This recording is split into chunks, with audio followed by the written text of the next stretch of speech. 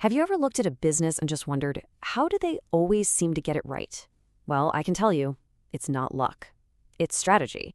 But strategy can feel like this big, fuzzy word. So today, we're going to break it all down with a super clear, step-by-step framework to help you diagnose your business and find that winning edge. Let's dive right?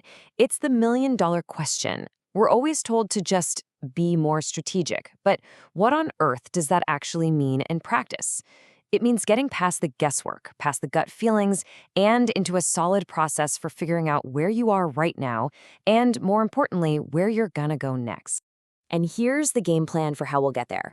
First, we're gonna start from the inside, looking at the organization itself. Then we'll map out the business model to see all the moving parts. After that, we'll hunt for its real competitive strengths. Then we'll put it all together to see the big picture. And finally, we'll chart a course for the future. It's a journey from deep diagnosis to real action. Okay, so a lot of people think strategy starts with obsessing over your competitors.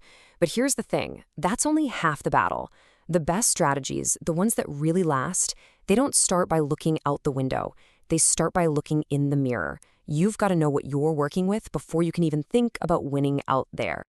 So this is absolutely crucial. A winning strategy isn't just about being smarter than the other guy. It's about finding that perfect sweet spot where what the market wants and needs perfectly overlaps with what your company is uniquely, internally amazing at. You got to know what you do best. So, how do we get that crystal clear picture of what's going on inside? Well, one of the absolute best tools for the job is the business model canvas.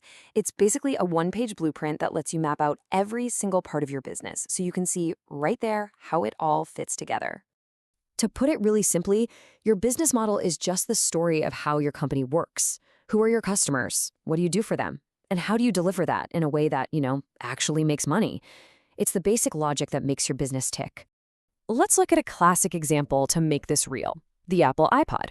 Now, when it came out back in 2001, it definitely wasn't the first music player out there, not even close. So why did it completely change the game? The secret wasn't just the cool little white box. It was the genius business model working behind the scene.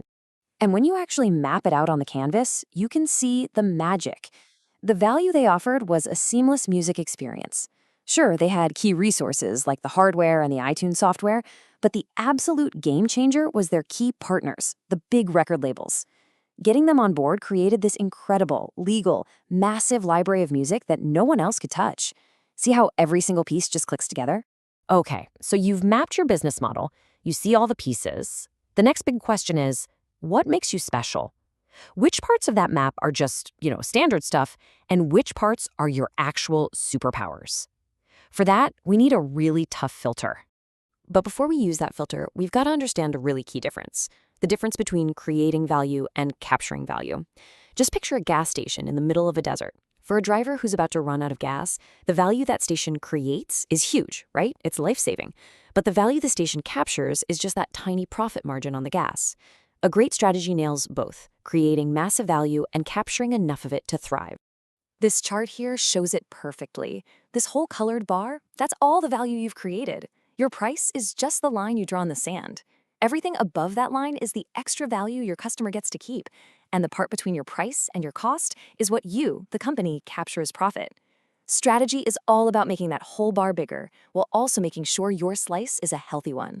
So, how do you find those things, those resources, that let you create and capture way more value than anyone else? For that, we use something called the VRINA test. Think of it like a super strict security checkpoint. Only your true, defensible advantages are going to make it through. All right, let's run through this VRINA test. It's basically 5 questions, 5 hurdles. First, is it valuable? Does it actually help customers or make you more efficient? Sounds obvious, but you'd be surprised. Second, is it rare? Or does every one of your competitors have it too? Third, is it inimitable? Is it crazy hard or expensive for someone else to copy? Fourth, is it irreplaceable? Maybe they can't copy it exactly, but could they get the same result a different way? And finally, this one is so important. Is it non-appropriatable? Meaning, does your company capture the value, or could a star employee just walk out the door with it? A real, lasting advantage has to get a big yes on all 5 of these. Okay, now we're at the point where it all comes together. We've done the deep dive inside our company with the Canvas and the VRINA test. We've looked at the outside market. Now it's time to merge those 2 views and finally see the complete picture. A lot of people's first instinct here is to jump straight into a SWOT analysis: strengths, weaknesses, opportunities, threats. But, and this is a pro tip, that's a huge mistake. As this quote says, a SWOT is only as good as the homework you do beforehand. Without the deep analysis we just talked about, your SWOT is going to be flimsy and superficial. But when you use the SWOT as a synthesis tool, after you've done the work, it becomes incredibly powerful.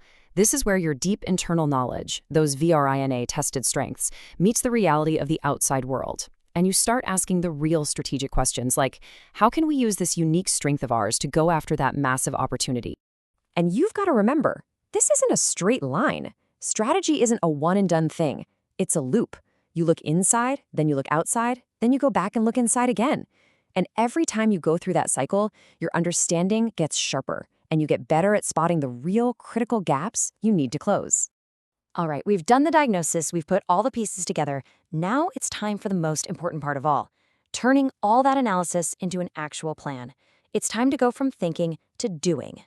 The entire point of this whole exercise is to be able to plant a flag on a distant mountain and say, that's where we're going. You have to define that future position you want to own. Once you have that destination locked in, then you can start building the bridge to get there. And that bridge? It's built out of something called strategic initiatives. Now, these are not your everyday to-do list items. These are the 3 to 5 big, bold moves that are going to focus the entire company's energy. They're designed to cut through all the noise and get everyone marching in the same direction toward that mountain. So, let's wrap this up into an action plan. First, define exactly where you want to be. Second, come up with 3 to 5 big initiatives to get you there. Third, make sure you write them as actions, like dominate the West Coast market, not just vague ideas. Fourth, attach real, measurable goals to each one. And finally, and this is key, keep checking in on them. This is a living, breathing plan, not some dusty binder on a shelf. And so we'll end with just one simple, powerful question for you to think about. After all the analysis, what is the single biggest move you could make that would close the biggest gap for your business? Answering that question, well, that's not just an exercise. That's strategy. Thanks for tuning in.